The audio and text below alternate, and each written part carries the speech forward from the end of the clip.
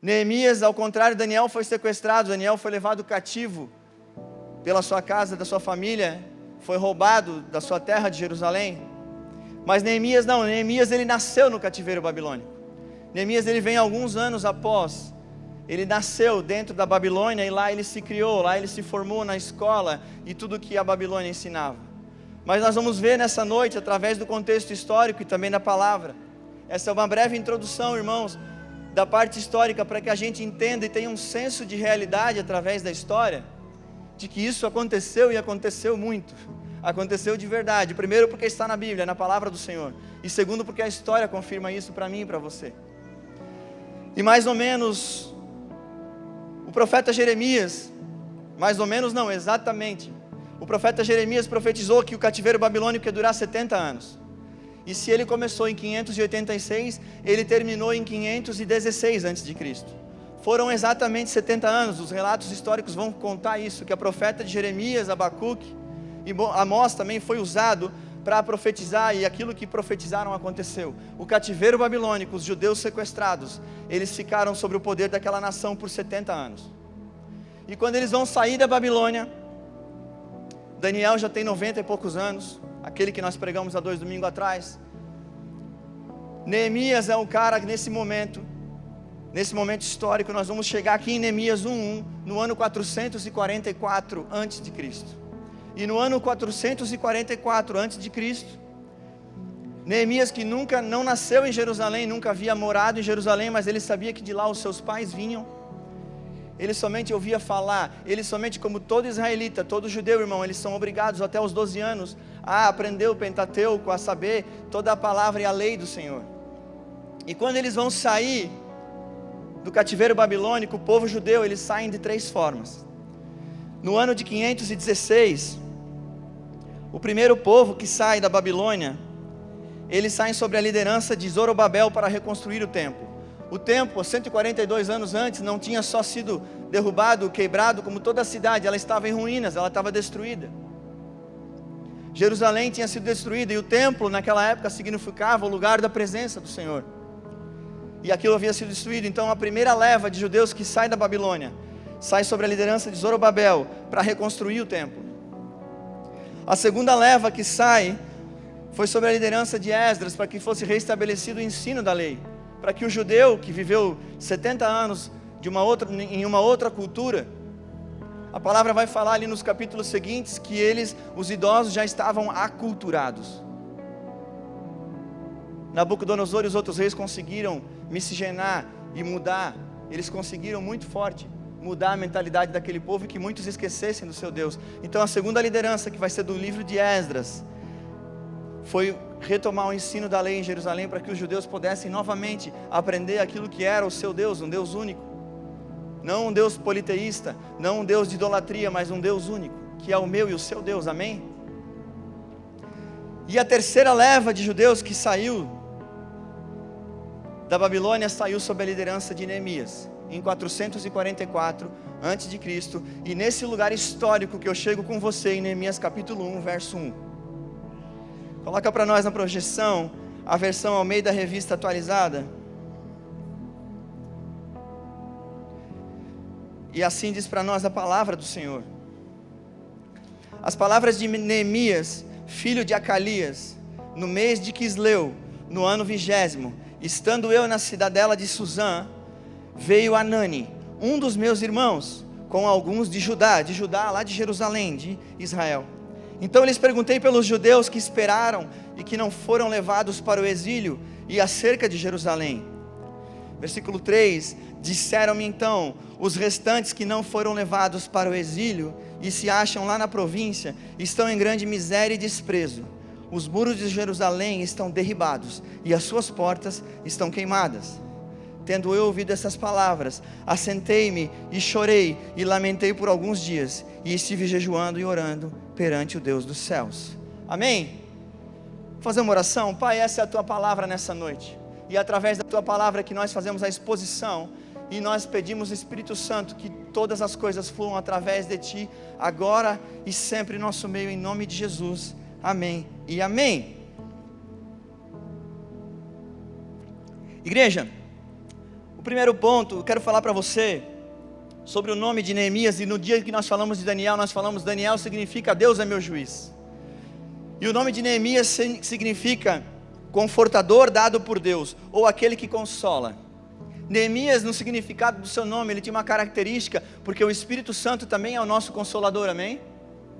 O Espírito Santo foi nos dado muito depois de Neemias, mas Deus já tinha pessoas nessa terra que tinham um nome que significava consolador. E Neemias era essa pessoa, um homem que tinha o nome de consolador, confortador dado por Deus, aquele que consola. Neemias era um homem de coração aberto e sensível ao problema dos outros. O segundo ponto que eu quero destacar para você da personalidade, na pessoa de Neemias, é a sua ocupação. Neemias, por profissão, ele era copeiro do rei. E o copeiro do rei, o rei da Babilônia, não era o rei de Israel. Porque se você lembrar de Davi e tal, não, ele não era copeiro de um rei de Israel, ele era copeiro de um rei babilônico. E como copeiro do rei, você experimenta o vinho, para que se vá morrer alguém, morra você antes que o rei. Você experimenta a comida, e se vai morrer pela comida, vai morrer você, porque naquela época, os reis eram traídos no formato de envenenamento.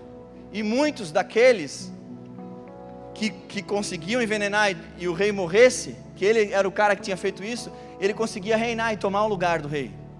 Então era quase que algo atrativo conseguir envenenar o rei. Então a posição que Neemias estava era uma posição de alta confiança, porque esse cara poderia trair. Ou seja, jamais se esperava que Neemias traísse o rei, amém? Por mais que ele fosse um judeu e ele estava sobre o domínio do rei babilônico, ele estava sendo fiel. Então ele era um homem de alta confiança, e os relatos históricos vão falar que Neemias era também como se fosse um braço direito, e naquele tempo, o braço direito de um rei vai significar, como para a gente, numa monarquia parlamentarista, é como se ele fosse um primeiro-ministro, irmão. Ele era um governante junto do rei. Então, é só para localizar você, que Neemias era um homem de alta confiança do rei, e o rei era alguém muito importante para ele também. E dito toda essa introdução a respeito de Neemias e do contexto histórico, eu quero entrar para você no ponto que vai falar, e Deus está falando para mim e para o teu coração nessa noite, sobre características de um consolador, sobre as características de um homem, de um cristão, agora no nosso tempo, de um homem de Deus, de uma mulher de Deus, que nós temos que imitar, nós temos que copiar, assim como a palavra fala para nós sermos imitadores de Cristo, Paulo vai falar. Nós podemos ser imitadores de Daniel, nós podemos e devemos ser imitadores de Neemias. E nessa noite eu quero falar para você que o primeiro ponto que me chamou a atenção, o primeiro detalhe dele, é que uma pessoa que se importa, uma pessoa que ela realmente, como Neemias, se importa com o outro, com o próximo, ele faz perguntas. Mas faz perguntas. Você vai entender, a gente vive nessa sociedade que eu faço parte também junto com você, em que a gente faz perguntas para as pessoas: bom dia, tudo bem? Boa noite, tudo bem? E a gente está esperando sim, ok. E muitas das vezes essa é a grande verdade, irmão. Se o cara começar a desembuchar problema, a gente quer sair fora. E essa vai ser uma característica, às vezes acontece comigo, irmão, de quem não se importa. A gente só quer ouvir tudo bem e tchau, continua, segue o dia. É verdade ou não é? Mas diferente de eu e você, Neemias era um homem que fazia perguntas, e ele fazia pergunta porque quando ele ouvisse as respostas, ele queria fazer algo a partir daquilo. Ele não queria ficar só com a resposta para ele, e agora a minha vida segue, olha aqui, eu estou aqui com o rei, eu estou comendo a comida do rei, eu vivo muito bem, eu sou um servidor público, está tudo garantido para mim. Não. Apesar de não ter morado em Jerusalém, apesar de não ter sido criado em Jerusalém, ele entendeu a lei de Deus, Deus era o seu único Deus, e ele faz perguntas com uma intenção por trás, e a intenção dele é clara e objetiva. A intenção de Neemias é fazer parte da solução, a intenção de Neemias é ajudar o povo de Deus. Quando a gente faz perguntas, meu irmão, e nós tomamos conhecimento dos problemas dos outros, o certo seria que nós nos tornássemos responsáveis por aquilo, por ajudar o nosso irmão que está com problemas, e nós perguntamos para ele se estava tudo bem. Sabe, eu tenho um exemplo que eu citei de manhã, e vou citar novamente uma vez, eu não sei quem é, porque já faz mais de 1 ano e meio, 2 anos, mas nesses momentos que nós viemos orar pelas pessoas aqui na frente, isso não é uma brincadeira, nós oramos de forma intencional, nós treinamos para orar, nós temos o curso da Escola Desperte, em que a gente ensina os alunos que nós devemos ter uma postura aqui na oração. Nós perguntamos o nome para ter empatia das pessoas. Nós, depois de saber o nome dela, nós perguntamos para as pessoas que vêm aqui se elas querem uma oração específica ou uma oração geral? E isso é uma pergunta, certo? Quando eu pergunto para ele, eu falo, irmão, só um exemplo, João, mas eu lembro desse cidadão e eu não lembro mais dele. Se for você, meu irmão, me procura, eu quero te dar um abraço, porque eu sei que Deus transformou a tua vida. Mas naquele dia, por mais que a gente tenha um treinamento, a gente tenha um preparo, a gente vem para cá cheio de vontade para orar uns pelos outros, que foi assim que eu aprendi. Aquele irmão com uma resposta, ele quebrou todo o meu espírito de força. E eu lembro que eu falei assim, você quer alguma oração específica, como eu sempre falo? E ele disse assim, não, eu quero uma oração por todas as áreas da minha vida, porque está tudo destruído. E quando você tem um coração que se importa pela pessoa, por um segundo aquilo me destruiu, aquilo me quebrou. Só que no outro segundo eu disse, Espírito Santo, me ajuda aqui, porque eu preciso ser forte por ele. E naquele momento eu fiz uma oração simples, mas eu disse, Pai, vem agora sobre a vida desse irmão que está na minha frente, na vida de sentimental, na vida financeira, na vida familiar, na saúde física, porque ele estava com problema físico. Onde podia ter problema, ele tinha problema. Foi isso que ele me falou. E quando a gente se importa, como Neemias se importava com o povo judeu, a gente não fica parado, a gente faz alguma coisa, ainda que seja uma oração, ainda que seja declarar com a nossa boca aquilo que a gente deseja genuinamente para aquele irmão que está conosco.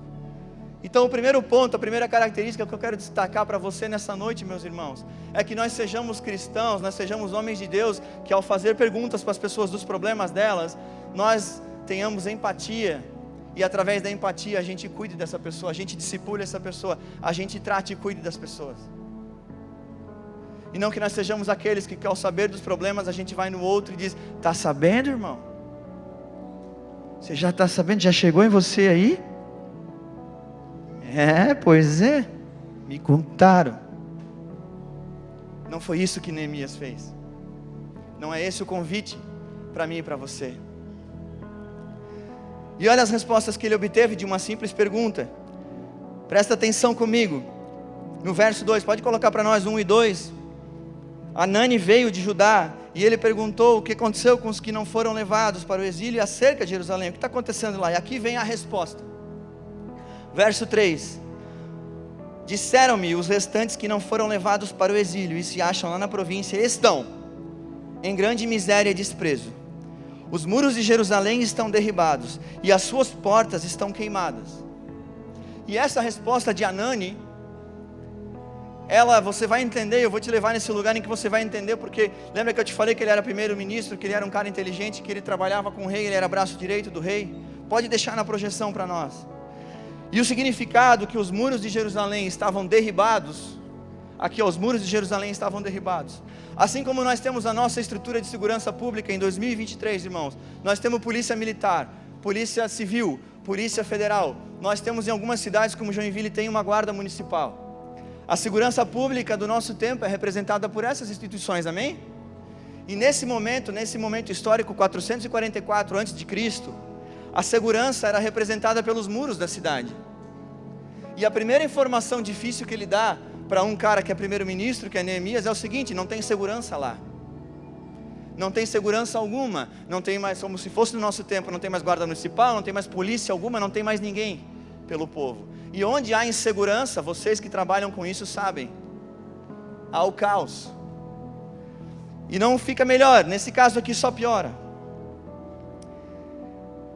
O segundo ponto que está aqui no verso 3 é: eles estão com os muros derribados e as suas portas queimadas. E naquele tempo o sistema judiciário, os juízes que julgavam as possíveis atrocidades que aconteciam dentro da cidade, porque a cidade estava cercada, então o cidadão não saía de lá se ele aprontava, sem ser julgado.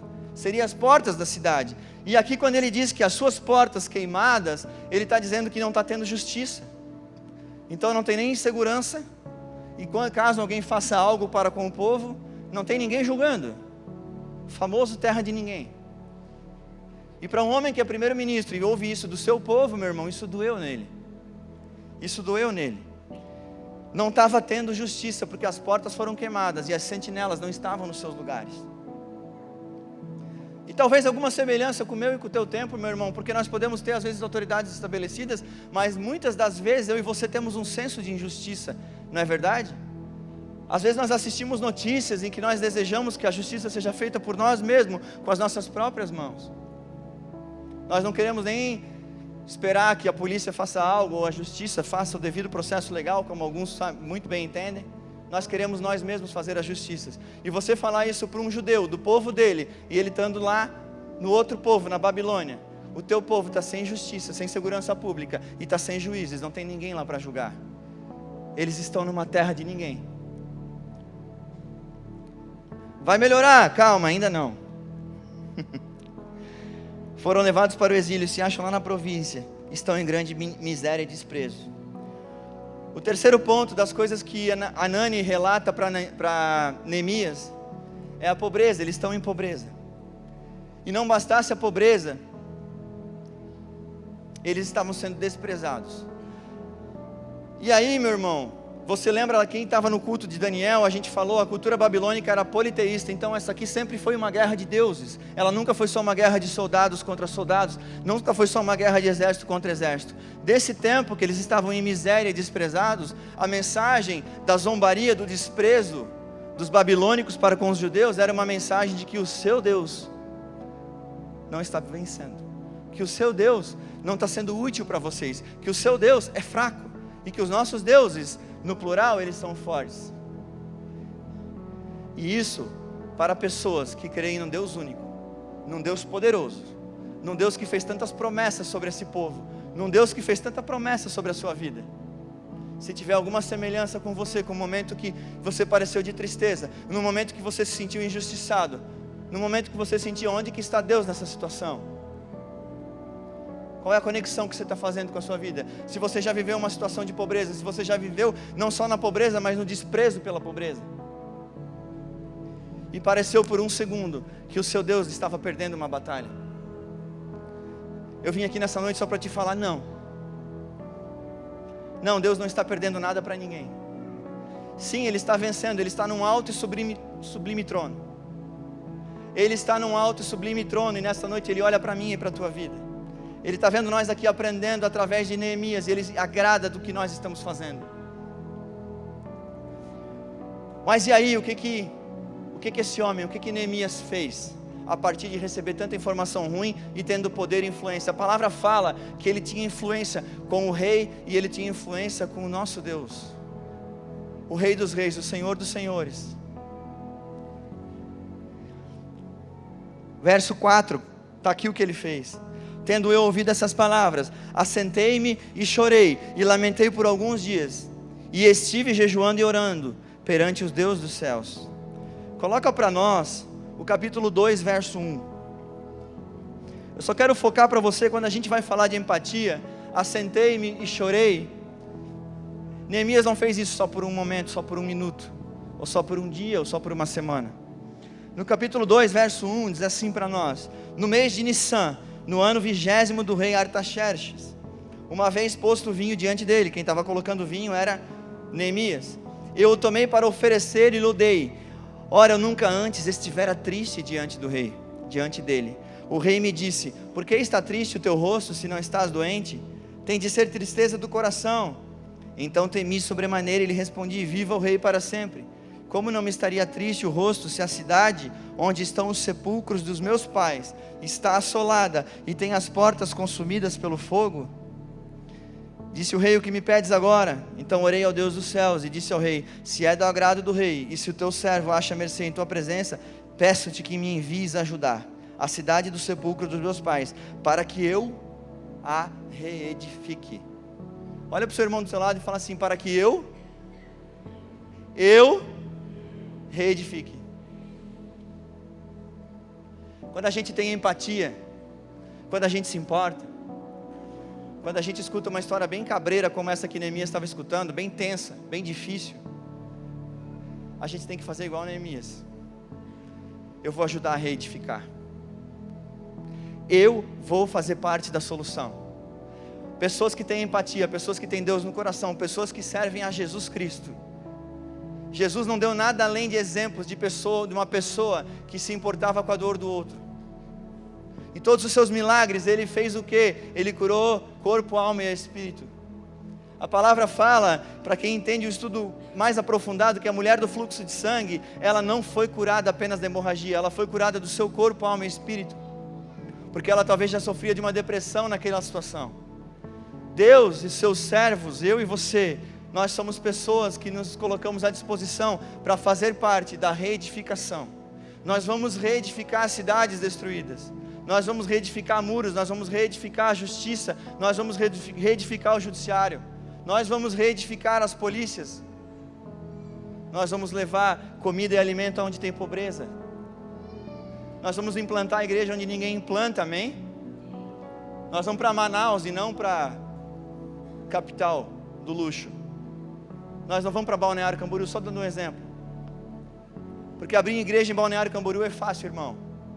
Entre aspas. Me entenda aqui o contexto que eu estou querendo falar. Mas abrir igreja em Camarazinho, Amazonas, você tem que ser crente igual Neemias. Você tem que ser desejoso de reedificar algo para Deus. Sabe, eu escutei lá uma história, existe uma comunidade de salsa, em que nós estamos sonhando, irmãos, eu compartilho com você nessa noite. O pastor de lá falou assim para mim, lá em Camarazinho, ele disse, tem uma comunidade diferente daqui da minha onde eu estou, diferente dessa daqui, ela é um pouco maior, mas não tem igreja lá, pastor, não tem igreja lá, mas tem uns crentes lá, porque alguns anos atrás passaram uns pastores por lá, pessoas foram ganhas para Jesus, mas infelizmente não tem um trabalho ainda, não tem uma igreja naquele local. Quem já entendeu? Irmão, vamos para onde é difícil de ir. Vamos fazer o mais difícil, porque era muito tranquilo para Neemias ficar na Babilônia. Suzã, o relato de Suzã é que era a casa de férias do rei. Ele chora, se assenta, e o que eu queria te falar aqui do capítulo 1 para o 2 é que foram 4 meses de jejum, oração e choro. Por 4 meses ele clamou por aqueles que relataram os problemas dos judeus para ele. Por 4 meses ele ficou clamando para Deus a solução daqueles problemas. Que a gente saiba entender o tempo de Deus, os processos de Deus, o momento de Deus fazer as coisas através de nós. Sim, há tempo para todas as coisas, a palavra fala. Mas eu e você, como igreja AME, nós somos convidados, meus irmãos, a ir muito além dessas 4 paredes.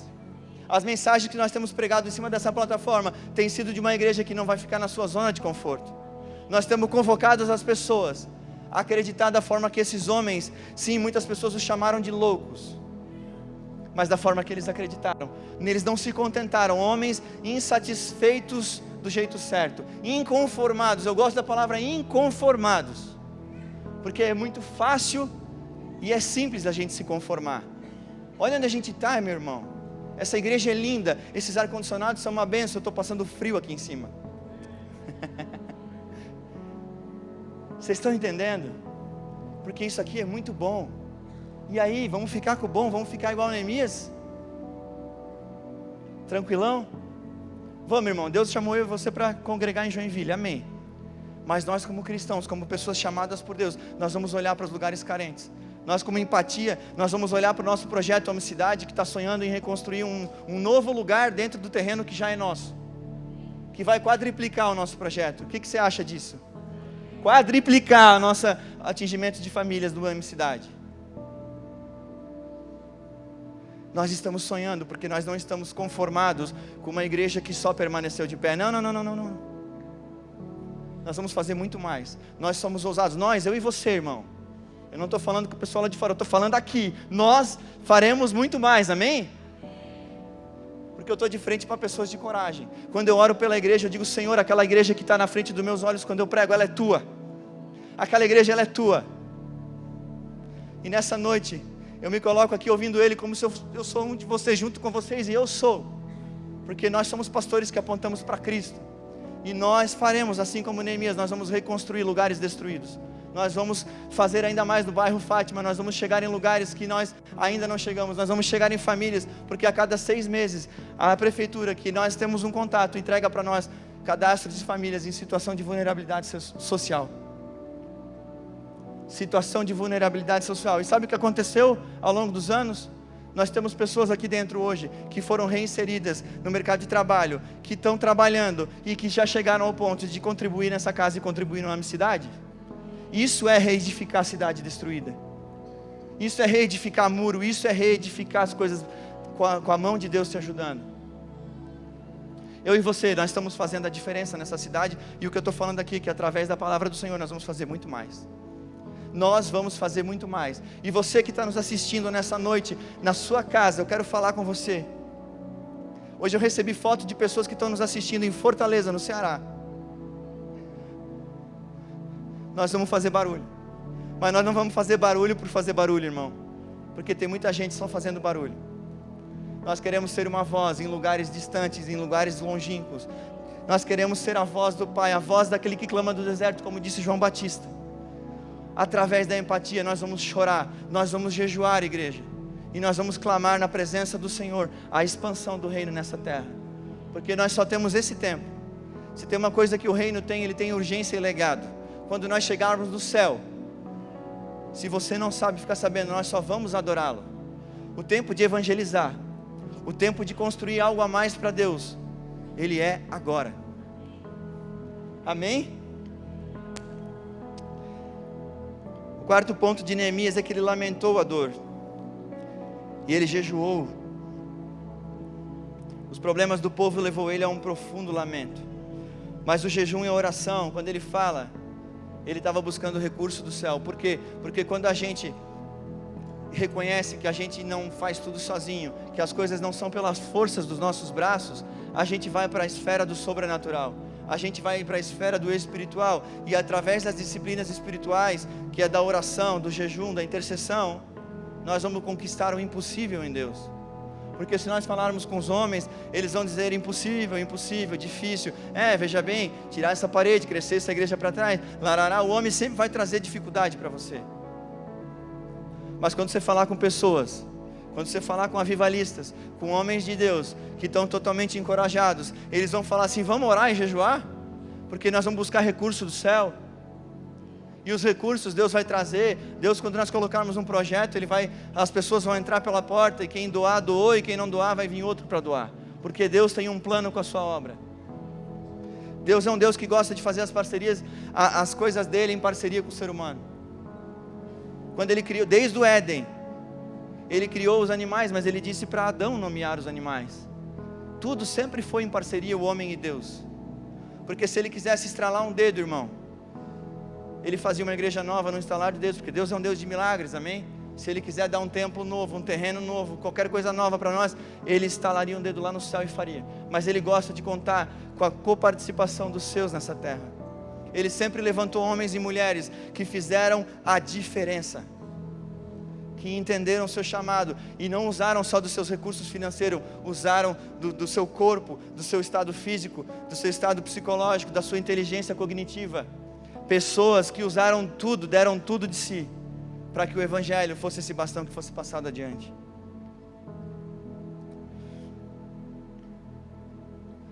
E só depois que ele buscou os recursos do céu, só depois que ele pediu para Deus por 4 meses, ele orou e chorou, só depois disso, é que ele foi pedir para os recursos da terra. Do capítulo 1 para o capítulo 2, 4 meses de jejum, choro e oração. Depois de 4 meses ele não consegue segurar, ele demonstra sua tristeza na presença do rei, e aí ele diz assim, que pena que tu me visse triste, mas viva para sempre o rei. Ele já estava com temor, porque ele pensou, esse rei é um dos reis que vem da linhagem que tem saqueado o meu povo, que não tem torcido por nós. Vamos exercer piedade. Porque mesmo morando num lugar de extremo luxo, ele estava na casa de férias do rei, ele não perdeu a sensibilidade da piedade para com os outros. E nós às vezes com muito menos, ligamos aquele botão, que agora tem até no controle remoto, Netflix, e tchau, obrigado. Quem precisar de mim precisou, agora eu vou ligar o botãozinho aqui por 6 horas e valeu. Eu também faço isso, irmãos, estamos juntos. Mas que a gente esteja mais atento ao convite dessa noite. E para a conclusão dessa mensagem, eu quero ler com você um empoderamento, um encorajamento que ele vem muito depois do Antigo Testamento. Aqui nós estamos em Neemias 444 a.C. e eu vou dar um salto lá na frente. Para concluir, eu quero dizer para você que eu estou te encorajando há 2 semanas a ser como Daniel, posicionado em Deus. Eu estou te encorajando nesse domingo a você ser como Neemias, alguém que ouve problemas e que não fica no seu lugar comum. Você chora, você ora, você quer reedificar a vida de famílias, você quer reedificar o irmão que contou para ti o maior problema da vida dele. Qual foi a última vez que você chorou pelo problema de alguém? Qual foi a última vez que você chorou pelo problema do outro? Porque o convite que estava sendo feito desde esses homens até a época de Jesus Cristo, e Jesus, quando ele faz essa mudança, ele rasga o véu, na ressurreição ele rasga o véu, e ele muda toda a estrutura de igreja, ele muda toda a forma de usar homens, e você vai entender isso nessa última conclusão que eu vou ler. Jesus chega em Marcos 16, e ele começa lá no final do capítulo, Marcos capítulo 16, e ele vai instituir algo para mim, para você e para todos nós.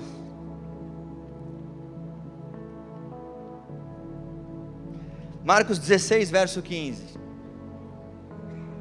E disse-lhes: ide por todo o mundo e pregai o evangelho, e pregai as boas novas a toda criatura.